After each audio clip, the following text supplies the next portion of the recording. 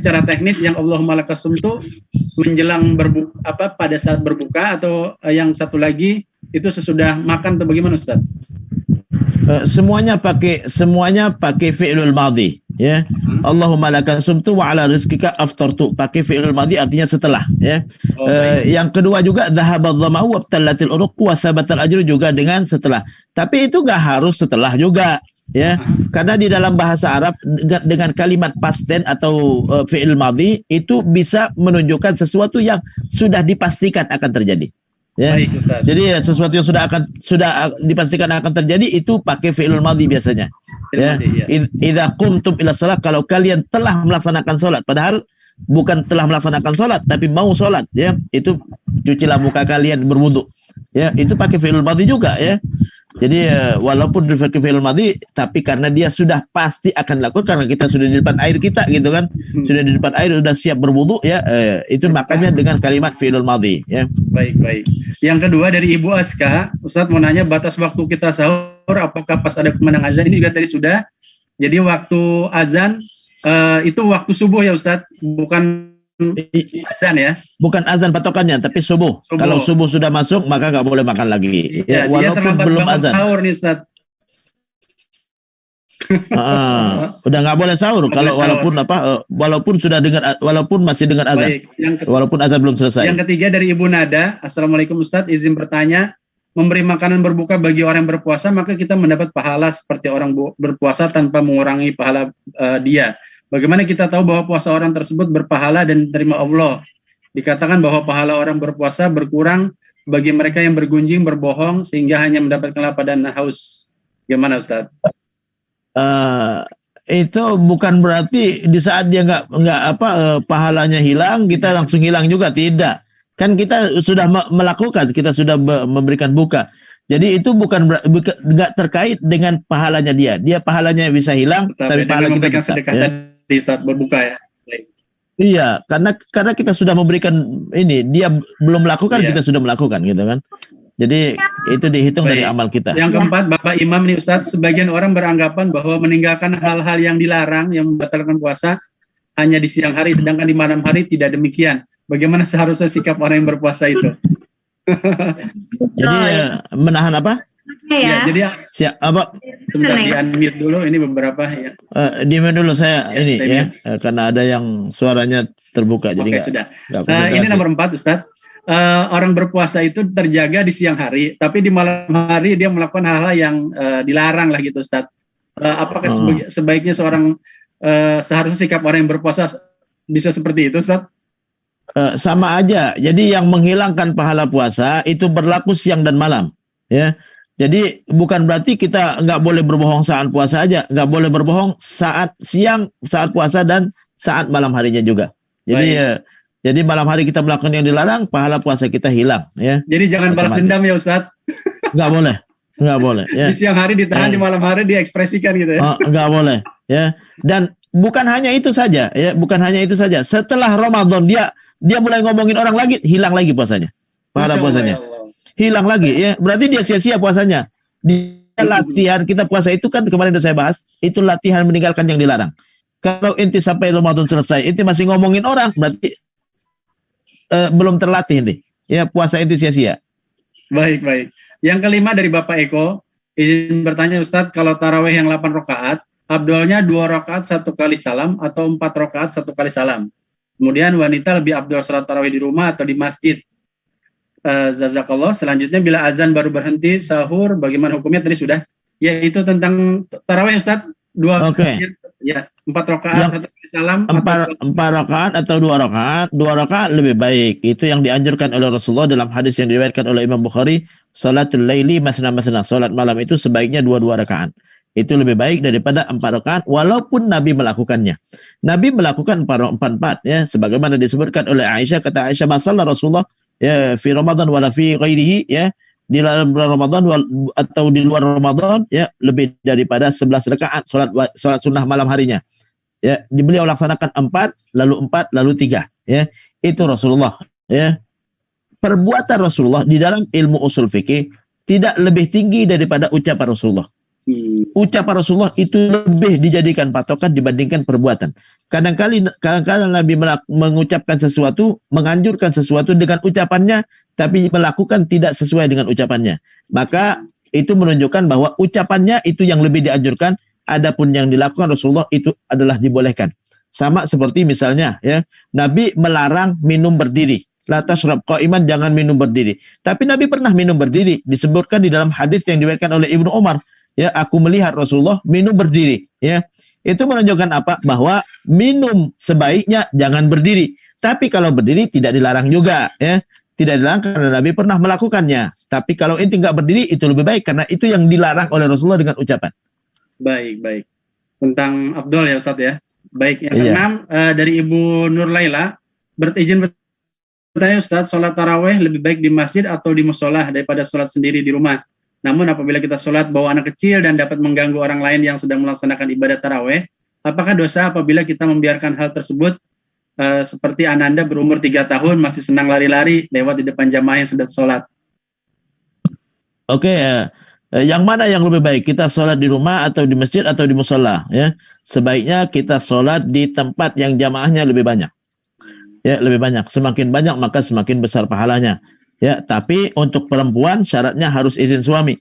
Kalau suami melarang, maka wajib di rumah. Ya, karena taat sama suami hukumnya wajib. Ya, jadi kalau kata suami, udah kamu sholat di rumah, wajib di rumah dan pahalanya lebih besar buat dia di rumah.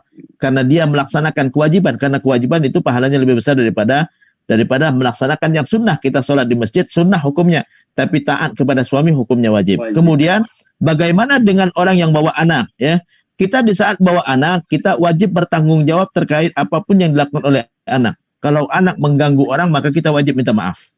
Ya, jadi kita minta maaf sama orang, maaf ya saya bawa anak itu kan khawatir nanti ganggu gitu kan, karena kalau anak kita ganggu orang kita yang berdosa, ya, karena kita yang bawanya ya. Kalau mereka nggak marah, alhamdulillah. Tapi kalau mereka merasa terganggu, kita yang berdosa. Kita berdosa mengganggu siapapun sengaja ataupun tidak, ya, sengaja ataupun tidak. Saat tidak sengaja dan ternyata ada yang terganggu, maka kita berdosa otomatis, ya. Tapi Ustadz itu kan anak kecil. Iya, anak kecil, tapi yang bawa siapa gitu kan? Jangankan anak kecil, hewan pun begitu, ya. Kan ada di dalam Al-Qur'an. Nabi Sulaiman saat ada yang mengadukan kepada Nabi Sulaiman, ya Nabi Sulaiman, itu kan kambingnya dia makan rumput saya. Kata Nabi Sulaiman ganti, ya. Itu kambing, ya, kambing hewan gitu kan. Jadi kenapa? Kambing inti yang wajib jagain gitu kan? Iya. Jadi kadang-kala orang, Ustadz ini kan anak kecil. Iya, anak kecil, tapi inti yang bawa kan? Inti yang bawa. Jadi kita wajib bertanggung jawab. Jadi sebelum datang ke masjid, kalau bisa kita orang-orang sekitarnya gitu kan ya, kita minta maaf kalau anak saya ganggu, minta maaf, wajib dia maafin. Ya. Kalau jangan Pak, nggak boleh, jangan sampai terdekat saya gitu kan, saya terganggu, jangan, ya. Jadi itu konsekuensinya. Jadi kita wajib bertanggung jawab. Jangan dikira yang kita lepas tanggung jawab, tidak ya. Kadang-kala banyak orang bawa anak lari-lari sampai nginjek kepala orang gitu kan, nginjek kacamata orang, wajib terganti dia.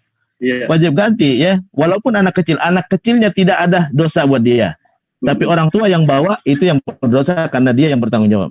Rasanya kalau tidak mampu mengendalikan sebaiknya malah nggak usah bawa Ustaz ya. Nggak usah bawa kalau nggak bisa mengendalikan, ya. Iya, baik. Nomor 7 Ustaz dari Ibu Mawar, sehubungan dengan waktu sholat taraweh dan pelaksanaannya, gimana jika sholat taraweh dilakukan setelah tidur?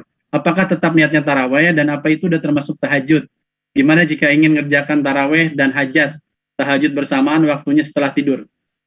Oke, sebenarnya terkait dengan sholat tahajud dan sholat taraweh itu sama saja hukumnya. Sama saja hukumnya. Kita niat tahajud boleh, niat taraweh boleh. Kalimat taraweh sendiri tidak ada di dalam Al-Quran dan tidak ada di dalam hadis. Itu adalah nama yang disematkan oleh ulama untuk sholat di malam bulan Ramadan. Jadi boleh kita langsung niat tahajud, boleh langsung niat tarawih saja, ya. Insya Allah semuanya sama, ya. Itu sholat malam bulan Ramadan. Jadi dengan nama apa saja silakan, ya, asalkan jangan dikasih nama duha karena duha itu bukan malam hari gitu kan. Iya. Jadi kalau kelelahan tidur dulu kemudian sholat juga. Iya. Iya. Kalau kita sholat sendirian sebaiknya tidur dulu lebih baik, ya. Kalau kita berjamaah, kalau tidur dulu nanti insya Allah nggak ada jamaahnya, ya.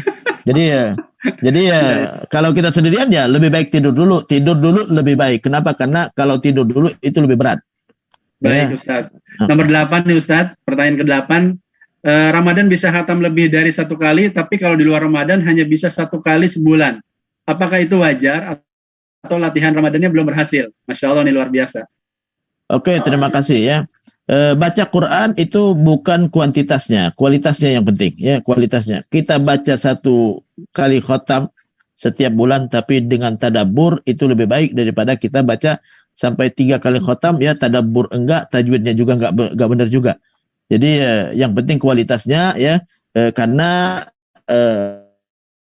Allah Subhanahu wa taala menyebutkan dalam Al-Qur'an ya, liyabluwakum ayyukum ahsanu amala, untuk menguji kalian siapa yang paling berkualitas amalnya. Jadi bukan kuantitas yang kita kerja, tapi kualitasnya ya. Jadi boleh orang yang Ramadan 3 kali khatam, dia 3 kali khatam dengan bacaan yang bagus ya. Itu lebih baik daripada 1 kali khatam bacaan yang enggak bagus ya.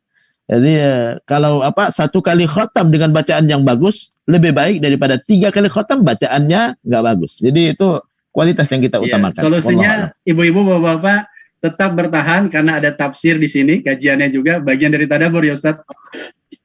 Oke. Nomor 9 Ustaz. Kita terbiasa sholat witir setelah Isya. Sementara di bulan Ramadan ini sholat tarawihnya di sepertiga malam Ustaz. Bagaimana dengan witirnya, tetap dikerjakan atau tidak? Kalau kita sudah witir pas tarawih ya, pas sepertiga malam terakhir kita sholat tahajud, nggak usah witir lagi.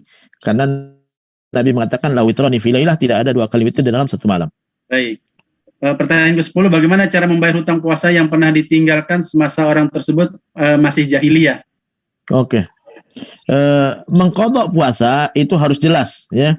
Jadi qadha itu adalah bayar hutang. Bayar hutang harus jelas. Ini saya mau bayar hutang yang mana? Yang tanggal sekian, tahun sekian gitu kan ya. Jumlahnya sekian, nggak boleh lebih, nggak boleh kurang gitu kan. Itulah namanya qadha. Jadi kalau kita mengqadha sesuatu yang nggak jelas, bukan qadha namanya. Cukup ente bayar, ente melaksanakan puasa sunnah gitu kan. Untuk mengganti yang sebelum-sebelumnya ya. Kan taubat itu kan ada 3 syaratnya ya.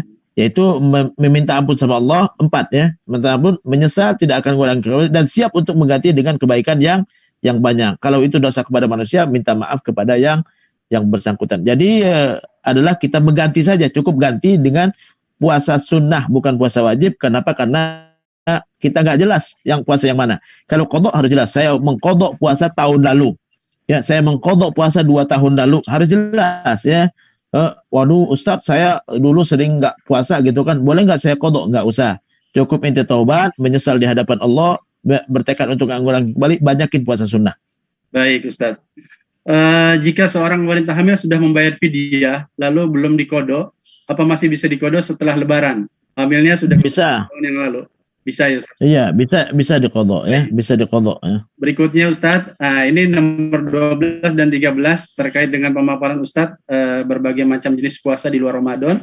Puasa Sya'ban itu diniatkan puasa Sya'ban aja dan ditentukan hari-harinya, atau puasa Senin Kamis, Ayyamul Bid, atau puasa Daud termasuk dalam puasa Sya'ban? Oke ya. Jadi puasa di bulan Sya'ban itu tidak harus dengan puasa khusus puasa Sya'ban ya. Jadi kalau kita di hari Senin ya puasa Senin, kalau di hari Kamis ya puasa Kamis gitu kan ya. Di Ayyamul Bid kita puasa Ayyamul Bid. Di luar hari-hari itu ya tidak ada puasa khusus tadi, maka kita niatnya puasa Sya'ban ya. Jadi nggak harus khusus. Jadi kalau ada puasa Senin Kamis, maka puasa Senin Kamis lebih baik ya. Kalau ada puasa Ayyamul Bid lebih baik ya. Tapi kalau di luar itu kita mau puasa juga ya, maka puasa Sya'ban. Puasa Sya'ban, baik. Berikutnya nomor 13 dari Ibu Ina. Apa Ustadz yang sudah biasa melakukan saum Daud, apakah masih bisa mengerjakan saum sunnah yang sudah dijelaskan tadi, atau nggak usah gitu? Oke, terima kasih. Ini perlu saya tegaskan terkait dengan puasa Daud ya. Puasa Daud itu bukan puasa khusus. Jadi puasa Daud itu bukan puasa khusus, bukan puasa seperti Senin Kamis, bukan ya. Itu bukan puasa khusus. Definisi puasa Daud adalah tidak puasa tiap hari. Itu namanya puasa Daud. Di saat kita sudah puasa Senin Kamis, itu sudah puasa Daud otomatis. Karena nggak tiap hari ya. Senin puasa, Selasa Rabu tidak, Kamis puasa gitu kan. Nanti Senin lagi baru puasa. Itu udah puasa Daud namanya. Jadi puasa Daud itu bukan puasa khusus. Itu Nabi ucapkan kepada sahabat yang dia puasa tiap hari padahal fisiknya nggak mampu. Ya, maka kata Nabi, puasa Daud aja nanti, puasa Daud. Artinya jangan tiap hari puasanya. Nah ini jadi bukan puasa khusus, bukan ya. Jadi kadang-kala orang banyak yang bertanya, Ustadz, katanya puasa Daud itu sehari puasa sehari tidak. Kalau saya Senin puasa, Selasa tidak, Rabu puasa, lo Kamisnya gimana gitu kan? Nah, ini salah memahami, ya. Salah memahami. Jadi bukan berarti harus selang-seling begitu, enggak, ya. Puasa Daud itu bukan puasa khusus, ya. Puasa Daud itu adalah puasa tidak tiap hari. Ya, jadi nggak perlu diniatkan khusus, bukan, ya. Nah, ini malah kadang-kala ada yang sebagian bertanya, Ustaz katanya puasa Daud itu lebih baik daripada puasa Nabi. Salah itu, ya. Jadi puasa Daud itu adalah caranya Nabi Daud untuk tidak puasa tiap hari, gitu kan, supaya fisiknya fit, gitu kan. Jadi itulah namanya puasa Daud. Jadi tidak khusus selang-seling hari ini puasa, besok tidak, hari ini puasa tidak. Enggak. Ya, Senin Kamis itu udah puasa Daud.